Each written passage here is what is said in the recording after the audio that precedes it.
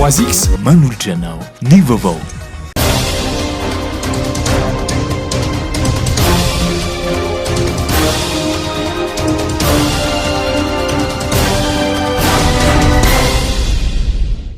Faly manolotra ny arahaba ho anao indray amin'izao ora sy fotoana izao, manasanao ampanajana hanaraka ny fampalalam-baovao eto amin'ny fahitalavitra MATV. Zava-bitan'ny fitondram-panjakana miisa 3 no notokanan'ny filoha Andry Rajoelina amin'izao tapany maraina teo tao Mahajanga, ny lycée Manarapenitra Amborovia, ny bureau territorial ny BNGRC Amborovia ary ny trano vaovao ipetrahan'ny mpianatra eny amin'ny campus université. Vola Ravoafy sy Tsira Kotorsan. Nara-pamehan'ny fitondrana ny fampianarana ambony ny fanatsarana ny tontolo iainan'ny mpianatra ho an'ny Universitén'ny Mahajanga manokana dia trano vaovao ho an'ny mpianatra no natao ary notokana ny filoham-pirenena Andry Rajoelina ny maraina teo. Nambaran'ny filoham-pirenena fa miendrika trano fonenana sahaza azy ny mpianatra indrindra ny eny anivon'ny université. Nenana sahaza azy ny mpianatra indrindra amin'ny anjerimanontolona ny université. Efa amatorany maro no tsy nisy fanamboarana trano fonenan'ny mpianatra. Zany marina za tsy marina? Efa 20-30 taona mahery no atsisy trano fonenana fananganana trano fonenana ho an'ny université zany. Ozy za hoe ny fitiavana mila profony. Ny mpianatra dia tianay tompoko, tsy toloranay voninkazo, tsy toloranay abofogasy ihany, fa toloranay foto-drafitrasa mendrika anareo anovany tantara mba atafitana amin'ireo amin'ny fianarana ahafahanareo mandray anjara amin'ny fampandrosoana ny firenena, fampandrosoana ny Madagasikara. Tao anatin'izay 3 taona sy tapan'izay dia université miisa 3 namboariny fanjakana, ohatra amin'izany ao Antala sy Maintirano, ananganana koa Mandritsara, Ambovombe, Ambatondrazaka. Ny ministra ny fampianarana ambony dia ny antso ny tokony kajiana ny foto-drafitrasa raha misy ho izy ny mahatezitra tsy ny foto-drafitrasa no simbaina. Nahazo lycée Manarapenitra ihany koa ny ao Amborovia voalohany Mahajanga azay ahitana efitrano misy 20, mazaka mpianatra 900, misy salle de laboratoire, salle informatique ary salle d'infirmerie. Lycée Fatelo, lycée miorina eto Mahajanga, ity naorina eto Amborovia ity. Tamin'ny taona 1790 no nisy ny lycée Philibert Tsiranana natsangana voalohany, ary mbola lycée roa ihany tato amin'ity distrika aty hatramin'izay. Voatery mandeha tongotra lavitra be ny ankizy, ary rehefa nanontany nanadiady 700 ny ankizy voatery mijanona tsy mianatra satria tsy ampy ny lycée, lavitra be mihitsy ny lycée Philibert Tsiranana dia lasa tsy mianatra ny ankizy. Betsaka loatra ireo zanatsika zay araka ny tenen'ny madame ministra teo mandeha tongotra lavitra voa mahita sekolim-panjakana na mandeha mianatra any amin'ny tsy miankina vao mba afaka mahazo fampianarana tsaratsara kokoa. Toy izao hoe tsy mendrika an'izany ny zanaka Mahajanga, tsy mendrika an'izany ny zanaka Amborovia, fa dia nanovantsika an'izao lycée Manarapenitra zao ka nisan'ny mpianatra hianatra ato dia 900 ny mpianatra hianatra anatin'ny lycée ity. Manaraka izany dia miezaka isika satria araka ny teneniko hatramin'izay hoe mianatra misy boky aza sahirana, ka vao maika moka tsy misy boky vao maika sahirantsika. Dia zay ny fanambina petraka hoe namena boky ary mahazo boky avokoa mpianatra amin'ny lycée rehetrarehetra manerana ny Madagasikara, fa indrindra moa fa ny ato amin'ity mpianatra ato amin'ity lycée vaovao ity. Notokana nadritry ny fandalovan'ny filoham-pirenena tao Mahajanga ihany koa ny birao ny BNGRC mandidina ny 400 tapitrisa ariary ny nanamboarana ny toerana iasan'ny BNGRC any Boeny ity. Volam-panjakana madiodio no nananganan'izany.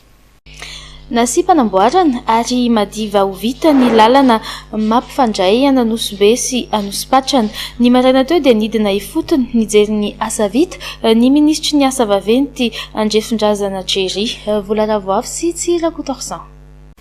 efa eo am-pamaranana ny fanamboarana ny lalana mampitoena Nosy sy Anosipatrana anisan'ny mbola fitaina amin'izany ny fanamboarana ny lalan'ny mpandeha tongotra ity lalana ity izay mirefy 700 metatra eo anisy ny ampahany natao tara ary ampahany betsaka kosa no tsy maintsy natao beton mba hampaharitra ny fotodrafitrasa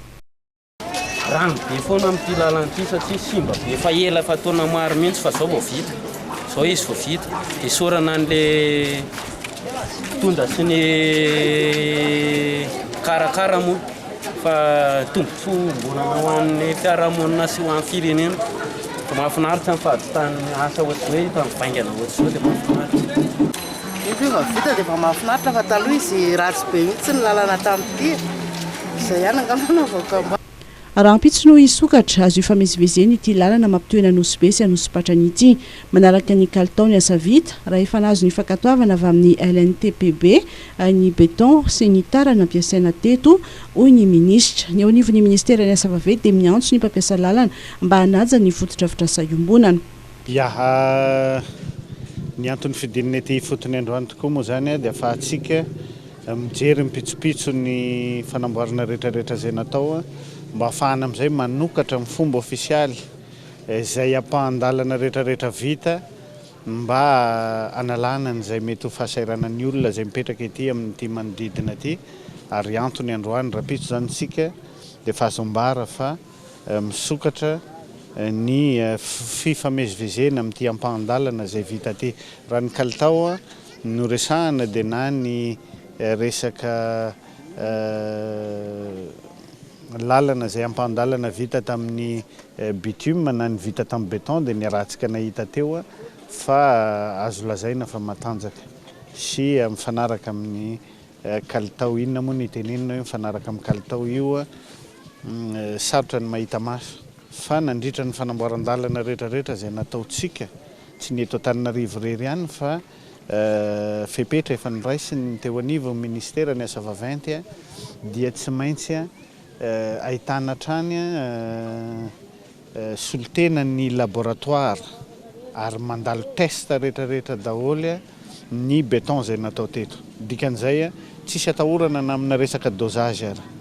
satria izy efa vita ohatr'izao dia mbola nisy ataontsika hoe échantillon nalefa tany amin'ny laboratoire nahafahana anjery hoe mahatratra n'ilay résistance takina amin'ilay beton ve ny résistance izay nitanterahan'ny entreprise ny faharoa ny resaka bitume dia ohatr'izay ihany koa nandalo ihany koa formulation ary nandalo test teo anivon'ny laboratoire national de travaux publics et de bâtiment ny chantier tsika rehetrarehetra amin'ny fanamboaran-dalana rehetrarehetra dia tsy maintsy nampiarahana amin'izay no ny antony rahantsika mahita ihany ny asa sasany teo taloha izay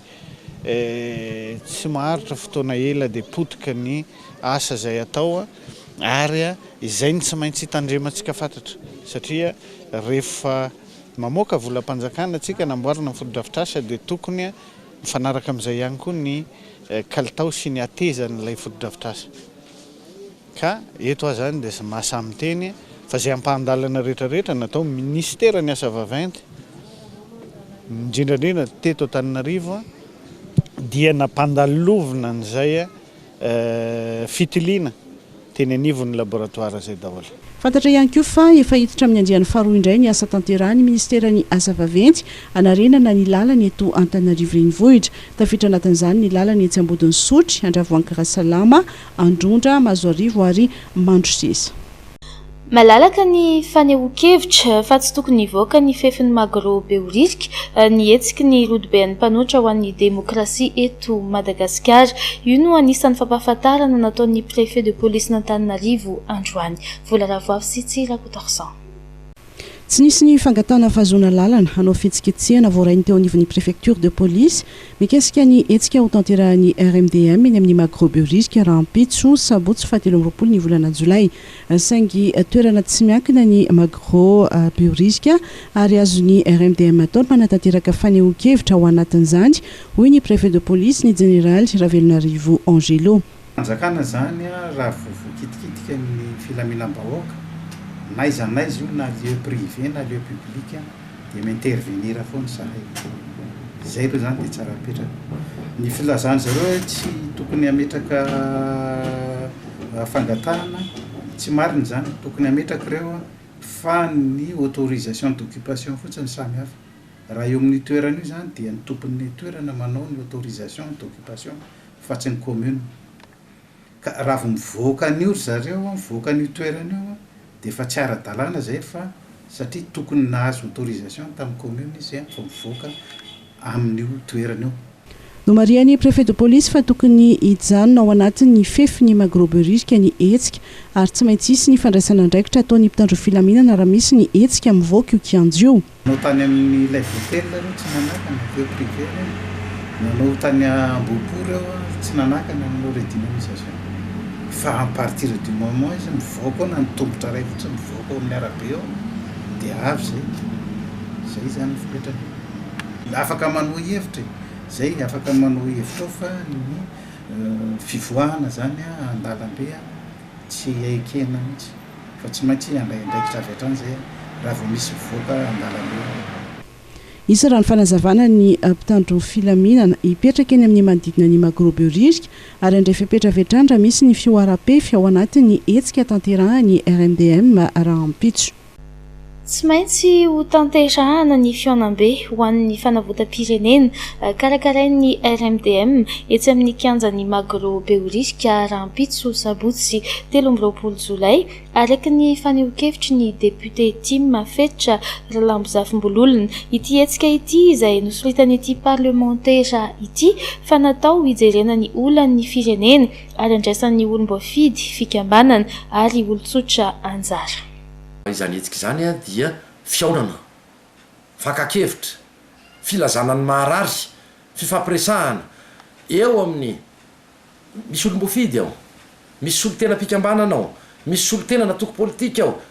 misy olo tsotra ao. Zany rehetrarehetra zany no iresaka hoe manahoana ny fiainantsika amin'ny andavanandro, inona no mety ho vahaolana, inona ny maharary atsika satria to tsy tsapa ny mpitondra fanjakana hoe izao any ny tena maharary ny vahoaka ary taoriana izay antso nataony ny FFKM mandray mandreny am-panahy misy eto amin'ny firenena izay loloavintsika tampony loha hoe tokony atao ny fionana, tokony atao ny fifampiresahana, tokony atao ny fifampidiniana ao anatin'ny fihavanana, tsy fanakorontanana, tsy fanonganam-panjakana no kasainy ny RMDM atao eny fa azy araky ny tena hoe fakakevitra, fifampidiniana ary fifampiresahana. Izay no hoe tiako tsapany mpitondra fanjakana sy ireo atao hoe tompona andraikitra maefa. Inona moa no antony ilanay alalana raha toka ao anaty toerana mifefy fanjadrangatanay aminareo tompona andraikitra mpitandro filaminana dia ny anisy mpitandro filaminana manodidina mihitsy zany kianjan'ny Magro zany ary anaramaso raha sanatrika misy miopefy na hitady andehany amin'ny lalana tsy izy tsy mifanandrify amin'ny tanjo lazay napetraky ny RMDM ny amin'ny hoe janona hatreo amin'ny resaka hoe fakakevitra, fifampidiniana, fifampiresahana amin'ny vahoaka misy eo amin'ny mpanao politika, eo amin'ny mpitarika fikambanana, eo amina vahoaka tsotra izay tsy misy idiran'ny politika fa ahatsapana, ahafantarany ary alalany ny mpitondra amin'ny ankapobeny fa izao ny tena olana ary tena fahasaranam-bahoaka misy amin'izao fotoana iainantsika izao. Hatreo ny resaka mbola mafisika fa tsy misy resaka fanonganam-panjakana eo na resaka hafa na fanakorotanana fa dia mampirisika anareo mpitandro filaminana izay andray ny andraikitra tandrivy anareo ny sambotra ary alafay izay manana eritreri-dratsy fa nihetsika miangavy anareo zay aza sakanana kosa ny fivoriana zay kasainy atao ao amin'izany kianjan'ny Magro Beorika zany. 3X, de l'énergie en canette, au goût très frais, pour booster tous les grands moments de ta journée. 3 fois plus d'énergie pour ne plus t'arrêter. 3X, triple ta force.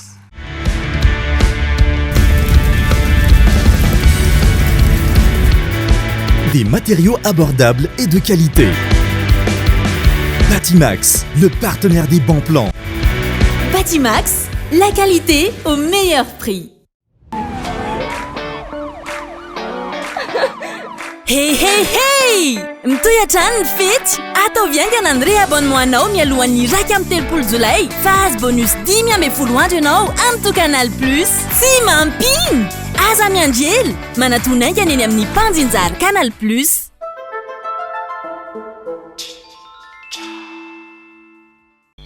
Manoloana ny fitakian'ireo mpitsara ny fanadinana baccalauréat izay mitaky ny fandoavana ny vakasion'izy ireo ny taona 2024 nitondra fanazavana ny talemsahana ny fitatanam-bola eo anivon'ny Université Antananarivo. Volarava sy Tsirakotorsan. Raha miliara sy 4.10 tapitrisa ariary mahery ampaham-bola voalohany amin'ny fandoavana ny vakasion tamin'ny fanadinana baccalauréat 2024 no voarainy teo anivon'ny Université Antananarivo. Efa nampiasainy io ampaham-bola io ary nampiany université tamin'ny teti-bolany manokana ary efa nisy ny ampahan'ireo mpitsara baccalauréat ny sitraka ny vakasion. Amin'izao fotoan'izao dia miandry ny fahatongavan'ny ampaham-bola faharoa ao anivon'ny Université Antananarivo raha ny fanazavana no entiny talemsana ny fitantanam-bola Benja Tsizena Daniel. Vide crédit tiany zany no nitonga ty aminay zany tamin'le circuit nteneniko teo hoe le descendant rehefa hoe alefa amizay zany midina ty le vola tonga ty amin'ny université zay hoe mivantana ny agence comptable zany dia mitaintina 1,143,097,020 ariary. Mazava tsara ngamba ny voalazany ty objet de mandat ty ho an'ny olona mpikirakirany finance publique mas dia mafantatra fa ety ambony ety zany misy an'le numéro io zany hoe 149 fa 720 io zany anatin'ny CGFP io dia eto amizay misy an'le objet le milaza le objet zany hoe versement d'une subvention destinée au paiement des vacations au baccalauréat 2021 misy parenthèse io première tranche de l'université d'Antananarivo.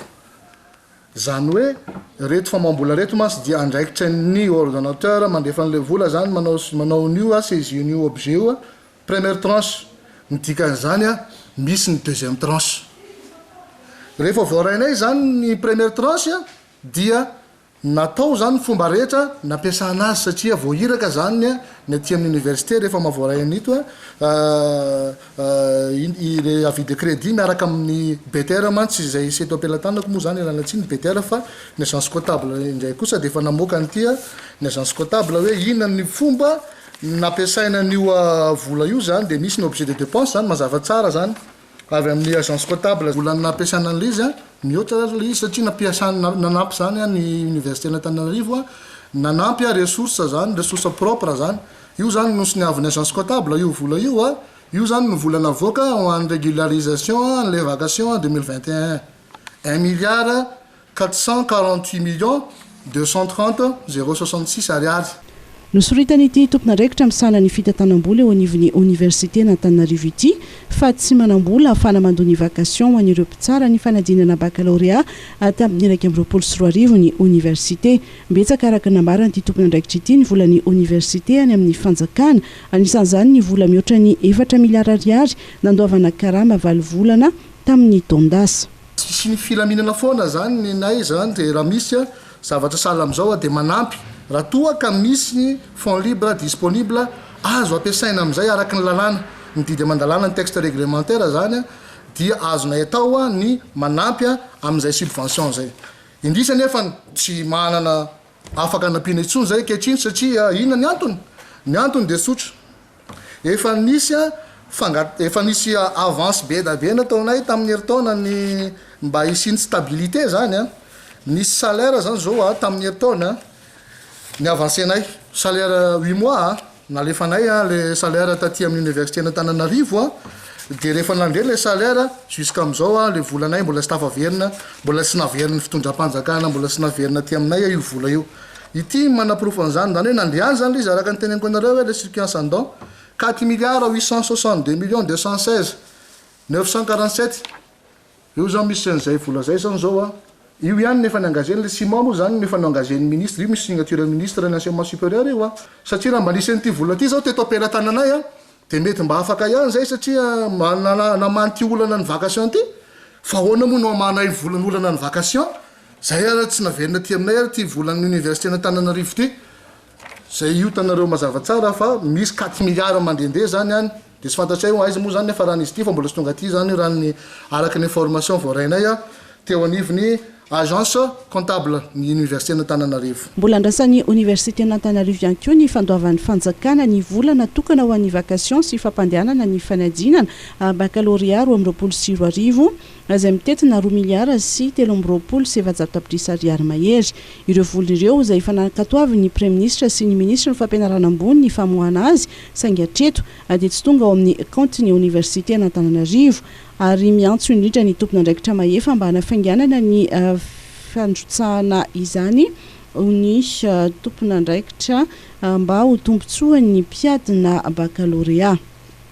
Androany no nanamariana ny fetim-pirenena Suisse sy ny fifandraisana eto amin'ny firenena ny rotonta dia Madagasikara teny amin'ny trano fonenan'ny Masoviny Suisse miasa sy monina eto Madagasikara izay efa namarana ihany koa ny fitaom-piasany teto amintsika. Tao anatin'izany namafisan'ny Masoviny Suisse ny ministry ny raharaham-bahiny ny zava-bita teo amin'izay fiara-miasan'ny firenena rotonta izay Zemimara Daniela sy Mamikasoanefo.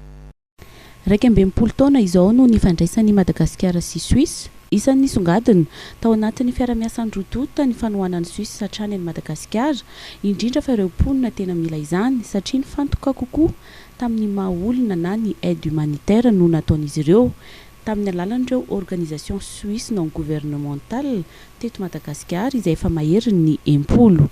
Nanamafy izany ny Masoviny Suisse. Non, c'est-à-dire depuis 1961. Madagascar et la Suisse entretiennent des relations bienveillantes. La coopération entre entités économiques, sociales et culturelles est considérable. Au cours de cette longue période, le monde a beaucoup changé. Il en va de même pour notre engagement. La coopération a pris nombreuses formes, car chaque situation est différente et nécessite une approche flexible. De nombreuses réalisations témoignent de la contribution de la Confédération suisse. Il s'agit de la mise en œuvre d'intérêts conjoints qui ont permis d'améliorer les conditions de vie de nombreuses personnes au fil du temps.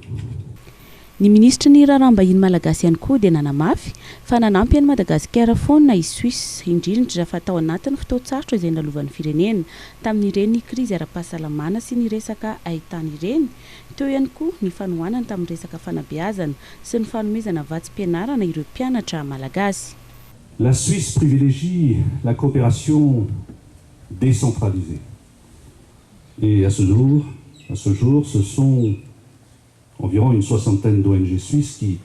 agissent directement auprès de la population malgache sur plusieurs aspects du développement. Et je souligne le programme Matui, qui continue depuis 50 ans maintenant, et qui intervient en matière de croissance économique durable dans beaucoup de qualités à Madagascar. Je souligne aussi le programme d'appui au développement rural et à la protection de l'environnement mis en œuvre par les ONG SAHA et Helvetas, intercoopération au profit de 1200 groupements paysans et de 400 communes dans 3 grandes régions du pays, Analamanga, Mourmani et Menabe. Nandritra ny fanamariana ity fetim-pirenena Suisse ity moa dia saika hita teny an-toerana avokoa nareo olo-mpanjakana ahitana ny filohan'ny antenimiram-pirenena Christine Razanamaso, ny membre eo anivon'ny gouvernement izay miisa 3 ny filoham-pirenena teo aloha Marc Ravalomanana, ny mpandrindra nasionaly ny antoko HVM Rivrakotovao sy ireo olo manakaja maro. Mariana fa nahavita ny taom-piasana nandritra ny 3 taona teto Madagasikara moa ity Masoviny Suisse ity izay voatendry hiasa ny Kinshasa indray izay sady ho Masoviny Congo no Masoviny Gabonais. I Madagasikara amin'ny alalan'ny postra malagasy no lany filohan'ny filan-kevi-pitantanana ny fivondronam-ben'ny postra aty Afrika nandritra ny fivorim-be andiany faha-efapolo natao tany Kinshasa, Congo ary fantatra ihany koa fa i Madagasikara no andray anjara amin'ny fivorim-be andiany faha-efatra-ambin'ny amin'ny taona 2024 no mafisin'ny tale jeneralin'ny postra fa no niezaka sy ny fanatsarana natao ary ny fanavaozana ny tolotra no nazahoan'i Madagasikara ireo toerana rehetra ireo. Zemimara Daniela sy Mamikasoanefo. Itoetrany ny fanatsarana sy ny fivoarana eo amin'ny postra malagasy satria dia voapirofo amin'izao fa nisy tokoa izay fivoarana izay. Toerana maro eo amin'ny sehatra iraisam-pirenena no azon'ny postra malagasy ankoatra ireo amboara azo tao anatin'ny 3 taona dia ny taona 7 ambin'ny folo sy 2 arivo, 7 ambin'ny folo sy 2 arivo ary 1 ambin'ny 20 sy 2 arivo. tafiditra ompikambana amin'ny filakevim-pitantanana ny fivondronam-be ny postra maneran-tany na ny UPEU i Madagasikara ary lany ihany koa ho filohan'ny fivondronam-be ny postra ty Afrika na UPAP ary isika no andray ny UPAP andiany faraka amin'ny arivo iny tafiditra membre ny conseil d'administration ny union postale universelle sarotra be ny idirana amin'izany tena ny satria ny postra maneran-tany no manao fifidianana amin'io ny postra eran'izao tontolo zao manao fifidianana isaka ny congrès ny postra maneran-tany isaky ny 4 taona no anaovana fifidianana izy io dia tafiditra tao anatin'ny conseil d'administration ny postra maneran-tany zany isika aty Madagasikara anoka tamin'ny 2021 teo toy izay koa les conseils d'exploitation postale. Pour la première fois de notre histoire ihany koa dia tafiditra membre du conseil de l'exploitation postale de l'union postale universelle io koa isika postra malagasy eto Madagasikara midiky zany fa tena velona le postra midiky zany fa hitan'ny olona any ivelany le firoborobon'le postra eto Madagasikara midiky zany fa hitan'ny olona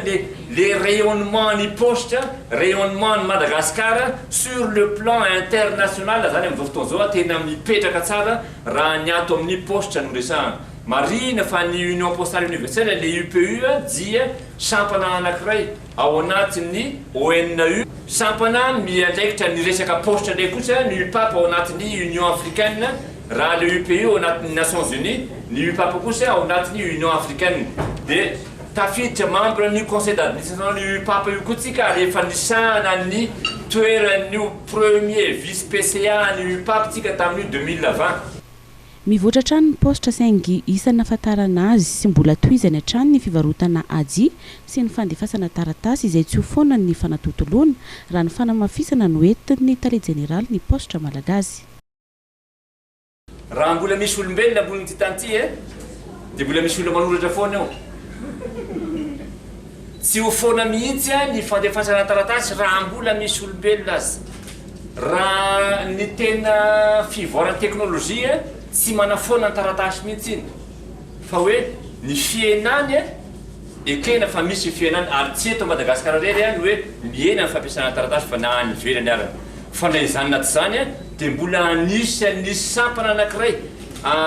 prestation anankiray zay mampidibola be ho an'ny postra malagasy ny fandefasana taratasy ny fivarotana hajia fivarotana timbre satria ampiasainy olona le timbre iny tena mbola miroborobo be eo am-postra eo na dia hoe miroborobo koa le teknôlôjia dia mandeha ihany koa le fandefasana taratasy zany hoe tsy manana perspective mihitsy zany tsika postra anafonan'le taratasy fa au contraire rany iny ake le identiténay sehatra iray isan'ny velarin'ny postra ihany koa eo amin'izay resaka fivoarana mifanaraka amin'ny teknôlôjia izay ny fikirakirana ara-bola sy ny inclusion financière misy ho sesilany ny resaka tsy fandriam-pahalemana amin'izao fotoana izao miamivoatra hatrany ihany koa anefa ny teknôlôjia entina anenana ny fikirakirana ny vola izay sorohana sy anenana amin'izay resaka tsy fandriam-pahalemana izay dia efa betsaka amin'izao fotoana izao ireo tolotra ahafahana mividy entana na tike ohatra amin'ny alalan'ny fampiasana ny finday sy teknôlôjia afatra miafina MP Jemi Maradanela sy Mami Rasoanaivo ny mahasamihafa ny ticket place amin'ny site zany hoe www.ticketplace.ie sy ny avy ao amin'ny MP dia mazava ho azy ny ray tsy maintsy makany amina site web le faharoty tonga dia avy ao amin'ny messenger no ampiasana anazy inona ny antony tonga anay nijery hoe tokony anao an'izay zavatra dia mazava ho azy miezaka trano ny ticket place manao zay amora sy anafaingana no fahafahan'ny olona mividy tapakila amin'ny alalan'ny ticket place fa na eo ambonin'ny site web na aty amin'ny messenger dia mitovy ihany ny billet mivoaka avy eo samy misy QR code unique dia samy billet ahafahana miditra amina fampisehoana izay miaraka amin'ny ticket place tsotra be ny fomba fifidianana an'le ticket ao anatin'ny ticket place messenger miditra ao anaty messenger ianao dia tapenao iry en barre de recherche ny ticket place dia manaraka ny torolalana ao anatiny ianao dia ao anatin'iny misafidy zany ianao ny hetsika na ny concert na match tianao aleha sélectionné anao le izy dia arahanao ny toromarika hatrany amin'ny fa mahatonga anao any amin'le paiement eo amin'le paiement ianao mampiditra ny lahatra anao 034 na 038 dia rehefa izay dia misy poche tonga eo amin'ny téléphone anao ivalidenao an'le achat-anao dia mampiditra code secret dia rehefa tafiditra code secret dia ohatrany rehefa manao transfert enany ianao maharay SMS hoe lasa tsara le paiement dia sady maharay araka le nazavainy ratsy teo maharay an'le QR code entinao miditra any amin'le hetsika. No tanterahana omaly tao amin'ny sekoly amboniny Zandarmaria-Pirenena ny lanonana miaramila maro sosony namoahana ireo mpiofana avy eo amin'ny andiany samihafa niofana teo anivon'ny sekoly amboniny Zandarmaria-Pirenena Moramanga ary nisy ny afatra nentin'ny komandin'ny Zandarmaria-Pirenena ho an'ny zandary rehetra manerana ny nosy sy nandritra izany. Volaravoavo sy Tsirakotarsan. Ny komandin'ny Zandarmaria-Pirenena ny jeneraly Rakotondrazaka Andry dia niantso ireo zandary mba hitandro hatrany ny filaminana ary ny lalàna tao anatin'ny lanonana famoahana ny andiana mpiofana teo anivon'ny sekoly amboniny Zandarmaria-Pirenena omaly ary nambarany fa tsy salasala ny tenany ny ampiatra ny lalàna amin'ireo izay mandika izany. Anareo hatrany anefa ny tenako fa ny fandrefesana ny fahaizana moratobonareo teto dia mifampiaranareo izany fahaizan'izany eny akianto ka azahoana vokatra tsara sy hitandrona tsara hatrany ny filaminana sy ny asany Zandarmaria eo anivon'ny fiarahamonina ary ny vahoaka no hitsaranareo amin'izany fotoan'izany. Azadino manapirofo sy mampiroborobo ny fomba fiasa mahomby izay ny volavolainy sekretera fanjakana ny andininy Zandarmaria dia ny tagna maro ny fandrifalemana. Tadidio fa mifototra tanteraka amin'ny fanajana sy fampiarana ny lalàna velona misy eto amin'ny firenena ny asantsika komino aho fahitandro izany toy ny anak'Andriamaso ianareo. Maro ny zavatra voarainareo teto ko aza vela voaraka tany ireny amin'ny alàna fanatanterahana ny asa kitsiko ary lavitry ny kolikoly sy ny fanajana ny fitsiko fifehezana sy ny lalàna. Dia mety efa ny zandary rehetra manerana ny nosy. Amafisiko hatrany fa ny Zandarmaria dia natao hitandro ny filaminana ampiatra ny lalàna velona mba ho voaro ny androm-panjakana ny ainy-bahoaka sy ny banana. Tsy salasala ny tenako andraiky fepetra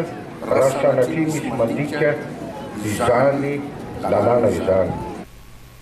Mandidina ny dimanjato isa reto mpiofany reto nisy avy amin'ny andiany fa 4 CSP ka ny telo dia teratany vahiny, ny andiany fa 4 CAO izay ahitana teratany vahiny misa 4, andiany fa 7 BP1 ka ny 4 amin'izy ireo dia zandary vehivavy, ny andiany fa 5 SMP, andiany fa 8 PTS, andiany fa 12 avy ao amin'ny CS1 sy CS2 miisa 5 Ny ministra ny fiarovam-pirenena dia nampahery azy ireo ary nilaza fa izy ireo no tompona andraikitra voalohany amin'ny fitandrona ny filaminana na ambanivohitra na andrenivohitra amin'ny fiarovana ny vahoaka. Araka izany dia mila fitondran-tena mendrika ary fahasahiana amin'ny fiatrihan'ireo ambana izay mety hitarika tsy fandriam-pahalemana.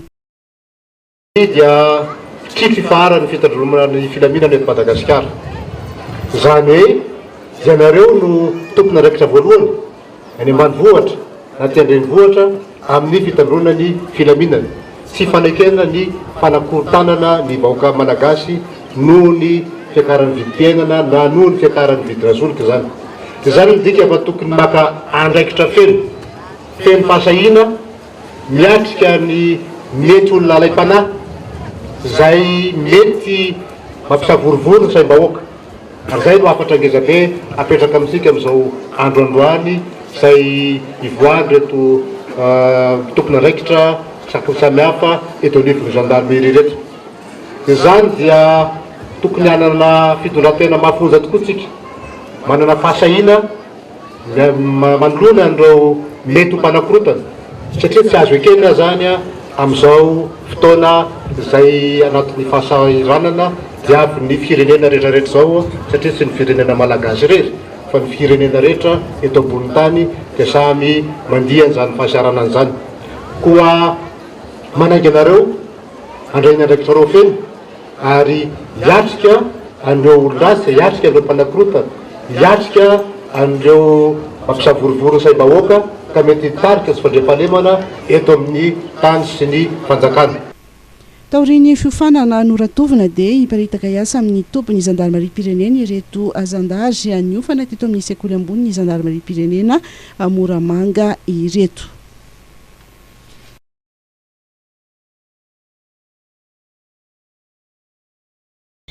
Kaly mifanampy tetikasa sosialy karakaran'ny commune Antananarivo renivohitra manomboka raha mpitso sabotsy 13 Jolay ary aritra iray volana sy tapany. Atomboka raha mpitso sabotsy 13 ny volana Jolay ary aritra iray volana sy tapany ny andiany faharoa amin'ny tetikasa sosialy kaly mifanampy izay karakarain'ny commune Antananarivo renivohitra izy amin'izany ny fizarana sakafo mafana ho fitsinjovana ireo tena marefo amin'izao andro ririnina izao. Io ihany koa ny antso amin'ny fanadiovana fobe izay tontosaina eny anivon'ireo boriboritany enina eto andrenivohitra. Dia manomboka rapitso 13 Jolay hatramin'ny 17 Aogositra izany hoe mandritra ny iray volana sy tapany na enina asabotsy dia anao fizarana sakafo mafana miaraka amin'ireo mpiara-miomantoka amintsika zany. Ny mpiara-miomantoka moa dia avy amin'ny sehatra tsy miankina fa ny fizarana sakafo nefa amin'ity dia kaly fanampy no nararantsika azy tamin'ny fotoana fa amin'ity izay natao hoe kaly mifanampy. Ny antony dia voalohany indrindra somary novoina kely izany izy tamin'ny herintaona dia raha mitetika isika ny anao olona mihoatra ny 10,000 personnes zany 1500 eo dia efa mihoatra be fa rahasaran'izay ireo mpiara-miomantoka amintsika. Ny tsara mariany dia natonga azy somary novakely hoe kaly mifanampy dia miantso mihitsy izay sehatra tsy miankina amin'izao andro ririnina izao mankefy izao ary indrindra amin'ny andavanandro ihany koa mba anana an'ilay atao hoe maha entreprise citoyenne azy izany hoe isa ireo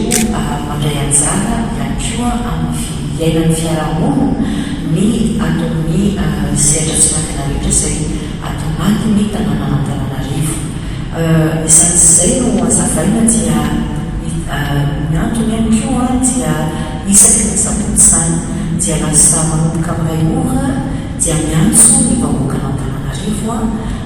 izahay itsika rehetra eto amin'ny fitidinan'ny tanàna mba hanao fanadiovana fobe manomboka amin'ilay ora eo ary somary misoratra anarana mialokeliny izay ireo izay misitraka n'ilay sakafo zaraina zany isaky ny amin'ny roa sasany amin'ireo bebe maro samihafa sy misy eto andrenivohitra. Boriboritany enina no ndray itodiana ary eo anatin'izany boriboritany enina zany dia mifampidy arak'izany ny fokotany mitambatambatra rona telo zany ny fokotany miara-madio manomboka amin'ilay ora ka hatramin'ny sasany ora anasana tsika rehetra tokony mba hanadiovana ireny tanàna ary itsika rehetra mahafantatra n'izany hoe mahasaribedy ny aina ao anatin'ny tontolo madio zany dia ny sakafo izay fampizarana kosa dia ho an'ireo olona farak'izay marefo ao anatin'ny fokotany. Isy ny lamamina manokana isaky ny boriboritany mba hampirindranana ny fanatontosany ity tetikasa kaly mifanampy ity. Teo moa zany eny anivon'ny boriboritany enina no anaovana n'ilay tsika fanadiovana sy anaovana ihany koa ilay fizarana sakafo. Efa nomagiana teo moa hoe eo amin'ny fokotany telo fariny maro zareo manao ny fanadiovana. Ohatra izao ny ao amin'ny boriboritany voalohany dia misy ny fanadiovana manodidina ny fokotany lalam-misy ny manodidina. Misy ihany koa ny ambany izay manadio ny ao ambadiky ny cheminot an-tanimena. Rehefa voaloha izy ireo araka ny famboraza teo dia misy amin'izy ireo izay efa nisoratra lalana ny aloha no misitraka ny sakafo. Ny fizarana dia tanteraina ao amin'ny EPP Antanimena 1 eo akaikin'ny EPP Menany ny ambonimbony faharoa ny fokotany any Andohan'Andrisesy sy ny fokotany anakaiky ny fokotany eo amin'ny Failiam-Ambanidia no hifandrina amin'ny fanadiovana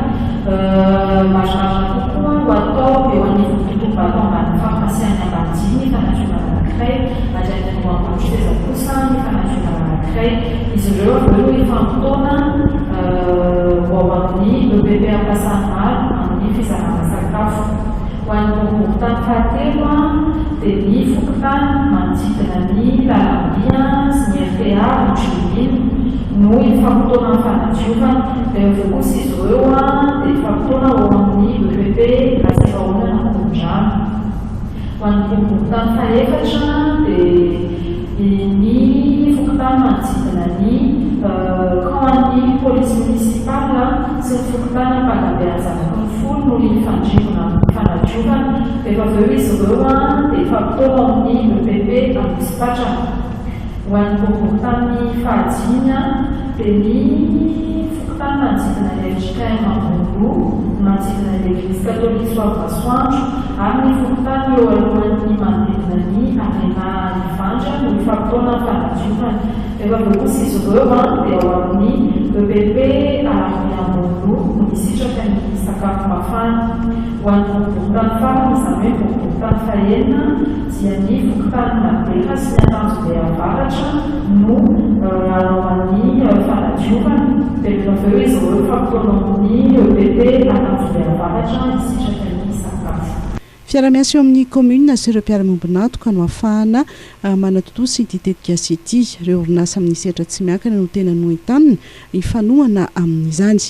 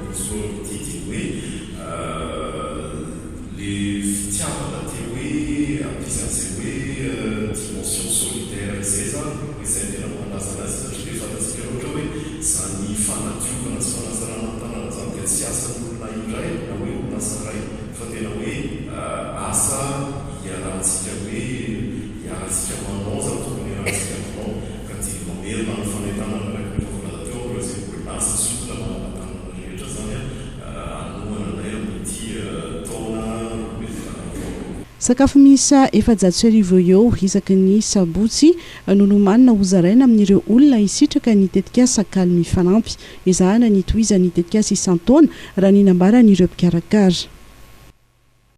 Ireo vaovao tapatapany avy hatrany volamena milanja ray faingo 570 kilao saika ondrana tsokosoko ho an'ny Dobay no sarin'ny mpitandro filaminana tany amin'ny seranam-piaramanidina Nosobe.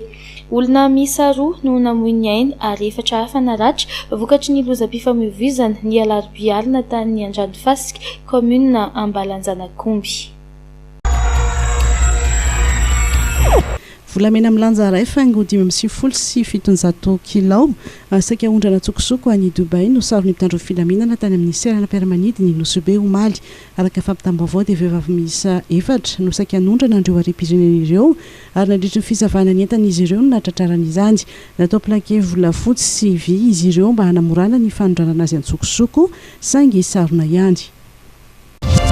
zandary iray avy eo amin'ny G6 no nitifitra ny vady aman-janany avy eo nitifitena ho malalaka misy fantatra fa nisy fifamaliana teo amin'izy mivady ireo ary vao nifindra trano vao aingana voalaza ihany koa fa natory izy roa kely tamin'ny fotoana nisy ny fitifirana tokony tamin'ny 12 sy fefany alina tany hoandy ary ny vadiny no nitifirany melohan'ireo zanany 7 sy 2 taona tifitena ity zandary ity taorin'izay misokatra ny fanadiadiny. Mpanendaka iray no lavin'ny balan'ny polisy raha iny saika anao ny asaratsiny tamina pitaingina moto roa tetsy Anosibe iny Malariva nitondra antsilava ireo mpanendaka ary saika vitan'izy ireo ny asaratsiny raha tsy niantso vonjy mafy ilay vehivavy nandeha moto eny ireo olona madidiny ilay antso akady nidrifatra nandositra ireo olon-dratsy anisany nifanenjehana tamin'ny olona imazana ka nifanena tamin'ny polisy nanao fanaminana nandritry ny fandosirany rehefa nifampitolona tamin'ilay polisy teo ilay lehilahy dia saika aka ny basy teny amin'ilay mpitandro filaminana ka izao voatifitra izao ny tratrany.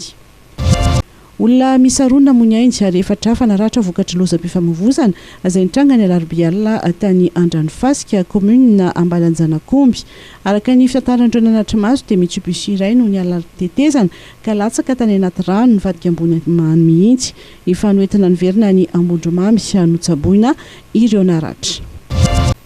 Tanora misy 777 sy 5,000 sy 7 sy rahetsy no tsara miaramila teto Andrenivohitra nanomboka ny 4 Jolay ka hatramin'ny omaly 20 Jolay 20 sy 2 20 sy 200 sy 7 sy rayalina sy rahetsy ny lehilahy ary 7 sy 7 sy 7 no vehivavy. Mampatsiaro tompony andraikitra fa ifarana ny 20 Jolay ho avy izao ny tety andro mpitsarana miaramila ho an'ny eto Andrenivohitra ka asaina ireo izay tokony mbola hitsara anatony eny amin'ny kianjan'ny Betongolo. Toerin'ireo mpiny eo anivon'ny fiangonana Jesosy Mamonjy ny vokatry ny fifidianana ireo mpiambana eo anivon'ny filakevim-pitantanana ary takin'izy ireo ny amirenana izay fifidianana izay nalany ny filoha ny pastora Raymond Andrenatoandro nambaran'izy ireo moa fa nisy ny vato anarivony maro tsy voaisa tao anatin'ny fanisambato. Tapaka nandritra ny filan-kevitry ny minisitra ny alarobia lasa teo ny fanatanterahana ny fifaninanana nasionaly ho an'ny mpiasam-panjakana sy ny fampifondronana ny atleta malagasy hiatrika ny lalaon'ny nosy ary ny fandraisana anjaran'ny Madagasikara amin'ny lalaon'ny CGSOI. Norbert Akotomalala. Nakotaviny ny filan-kevitry ny minisitra ny alarobia lasa teo ny anatotosana ny andihan'ny fahafito amin'ny faninanam-pirenena ara-panatanjahantena andraisan'ireo mpiasam-panjakana ao anatin'ny fikambanana AJF na ny Association Sportive Interministérielle pour l'entretien des fonctionnaires et de l'agent de l'État anjara. Antoliara no atao ity andihan'ny fahafito ity ny 20 Aogositra ka hatramin'ny 4 Septambra. Nakatavy ny filan-kevitry ny minisitra ihany koa ny fanatanterahana ny fampivondronana ireo atleta malagasy izay manomana ny andihan'ny faha 12 amin'ny lalaon'ny nosy aty amin'ny ranomesy indiana ho amin'ity taona 2020 sy 2021 ity izay ho ataontsika eto Madagasikara amin'ny taona 2020 sy 2021. 570 sy 1000 ny atleta no voakasika ity fampivondronana ity izay ampiatsehana ihany koa ny mpanazatra 770 sy ny mpitsabo mpanaramaso na ny kinésithérapeute miisa 70. Nakotavy ny filan-kevitry ny minisitra ihany koa ny fandraisan'ny Madagasikara anjara amin'ny lalaon'ny voameran'ny tanora sy ny fantanjahatena aty amin'ny ranomasimbe indiana na CGSOI ny 4 ka hatramin'ny 12 Desambra 2020 sy 2021 no anatanterahana ity lalaon'ny CGSOI ity izay atao atsy amin'ny nosy Maurice firenena 7 no handray anjara Madagasikara, Djibouti, Comore, Maurice, Mayotte, Seychelles ary La Réunion. Andray anjara amin'ny fiadinany ho tompon-dakany Afrika Sokajy Junior izay atao aty Nairobi Kenya i Madagasikara. Pikatroka mianadahy no isy olo-tenantsika amin'izany fifaninanana izany izay anomboka rahampitso. Andray anjara amin'ny fiadinany tompon-dakany Afrika Sokajy Junior izay tanterahana aty Nairobi Kenya i Madagasikara. Pikatroka mianadahy no isy olo-tenantsika amin'izany dia Ilova Mahaiso latsaky ny 770 kilao sy Laura Rasonaivo latsaky ny 70 kilao izay tarihin'ilay mpanazatra Japonais Tomokazu Aori. Fifaninanana izay ho tanterahana rahampitso 13 Jolay sy 14 Jolay araka ny fantatra dia ny firenena misy 720 izay ahitana pikatroka 20 ka ny 90 amin'ireo lehilahy ary 120 vehivavy no hiatrika ity fifaninanana kontinantaly izay atao aty Nairobi Kenya ity. Ho an'ny pikatroka malagasy dia efa vonona tanteraka ary efa any an-toerana manomboka ny alarobia teo izy ireo. Araka ny nambaran'ny filohan'ny federasiona dia efa isan'ny tafiditra amin'ny fanomanana ny lalaon'ny nosy izay ho fandraisantsika anjara amin'ny sehatra afrikanina izao. dia iny vaovao iny ihany koa no entiko mametraka ny veloma amin'ity androany ity ankasitrahany ianao nanaraka izany hatramin'ny farany. Veloma tompoko. 3X nanolotra ianao teo ny vaovao.